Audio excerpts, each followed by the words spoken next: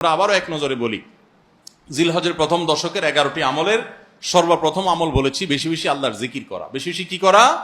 আল্লাহর জিকির করা। এই দিনগুলোতে, নির্দিষ্ট দিনগুলোতে আল্লাহর জিকির করবার নির্দেশ আল্লাহ তাআলা কোরআনে কারিমে সূরা তাওবায় করেছেন।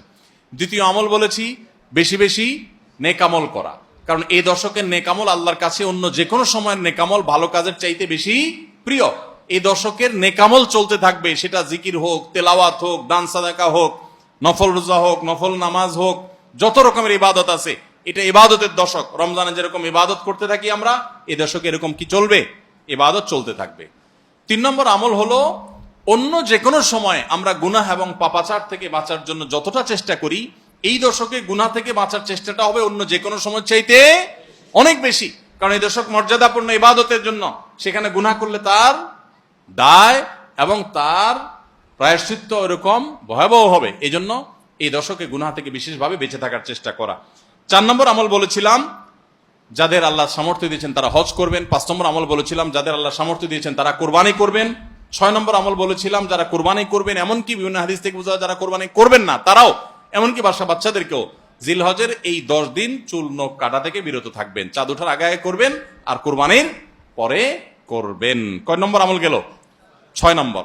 7 নম্বর আমল হলো, সাধারণভাবে এই 10 দিন রাত দিন যত বেশি পারেন উচ্চস্বরে সরবে তাকবীর পাঠ করতে থাকবেন। আল্লাহু আকবার, আল্লাহু আকবার, লা ইলাহা ইল্লাল্লাহ, আল্লাহু আকবার, আল্লাহু আকবার, ওয়ালিল্লাহিল হামদ। কোন হাদিসে 3 বার তাকবীর আসছে শুরুতে, আল্লাহু আকবার, আল্লাহু আকবার, আল্লাহু আকবার, লা ইলাহা ইল্লাল্লাহ, আল্লাহু আকবার, আল্লাহু আকবার, আল্লাহু আকবার, ওয়ালিল্লাহিল হামদ। আর 8 নম্বর আমল হলো, এই তাকবীরটাই বিশেষ সময়ে, বিশেষ দিনে, বিশেষ সময়ে পড়া। সেটা কিভাবে? জিলহজ মাসের 9 তারিখ ফজরের পর থেকে নিয়ে জিলহজের 13 তারিখ আসরের নামাজ পর্যন্ত প্রত্যেক নামাজের পরে নারী পুরুষ সবাই এই তাকবীর নামাজের পরে একবার করে পাঠ করা। এটা হলো বিশেষ সময়, তাকবীরে মুকাইয়াদ বলা হয় এটাকে, স্পেশাল। এটা 8 নম্বর আমল। 9 নম্বর আমল হলো, জিলহজের 1 থেকে 9 তারিখ পর্যন্ত এই সব দিনগুলোতে নফল রোজা রাখা মুস্তাহাব।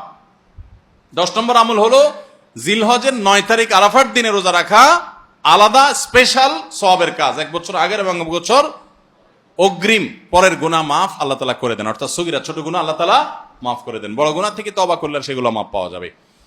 আর 11 নম্বর আমল হলো যে ঈদের দিনে যত সুন্নাহ আছে সব সুন্নাহগুলো সঠিকভাবে পালন করব। আল্লাহ রাব্বুল আলামিন আমাদের সবাইকে জিলহজের এই 10 দিনের ফজিলত এবং মর্যাদা প্রতি মুহূর্তে স্মরণ করার তৌফিক দান করুন। এই দশক যে মর্যাদার দশক যায়, ফজিলতের দশক যায়, ইবাদতের দশক যায়, জিকিরের দশক যায়, তাকবীরের দশক যায়, নফল রোজার দশক যায়, ধারণাই নাই আমাদের, মনেই থাকে না। অনেক মানুষ আছে জিজ্ঞেস করলে ভাই তার হাবভাব দেখলে রুটিনের ভিতরে কোনো পরিবর্তন নাই। অন্য সময় ফজরে গাফলতি, এই দশকেও গাফলতি। আরে ভাই, রমজান মাসে তো মানুষ বেনামাজিও নামাজ পড়ে, মাশাআল্লাহ, ঠিক না ভাই? ঠিক।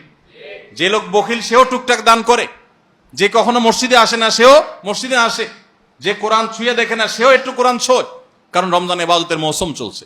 তাহলে জিলহজের প্রথম দশকে এরকম ইবাদতের ছিটাফোঁটা, ইবাদতের কোনো আবহ, ইবাদতের কোনো পরিবেশ, ইবাদতের কোনো আলামত, এর কোনো আপনার চিহ্ন আমাদের সমাজে, আমাদের পরিবারগুলোতে দেখা যায় না। তাহলে এই দশক ইবাদতের অত্যন্ত ফজিলতপূর্ণ দ্বিতীয় বৃহত্তর মৌসুম হওয়া সত্ত্বেও অবহেলিত দশক, অজানা দশক। এই আমলগুলো হারিয়ে যাচ্ছে সমাজ থেকে। এগুলোকে জিন্দা করবো তো ইনশাআল্লাহ। আমরা সবাই এক একজন যার যার দায়িত্বে কমপক্ষে 5 জন মানুষকে আমরা সচেতন করবো ইনশাআল্লাহ। ঠিক আছে তো ইনশাআল্লাহ ভাই? এই বিষয়গুলো আমরা অন্যদের মাঝে শেয়ার করব। আমরা আমাদের ফাউন্ডেশন থেকে যে লিফলেট করেছি, আপনারা নিজের উদ্যোগেও করে নিতে পারেন। আপনারা চাইলে আমাদের ফাউন্ডেশনের যে কেউ গেলে যতগুলো কপি লাগে আপনারা নিয়ে নিতে পারবেন। আপনার মসজিদগুলোতে আপনারা বিতরণ করবেন।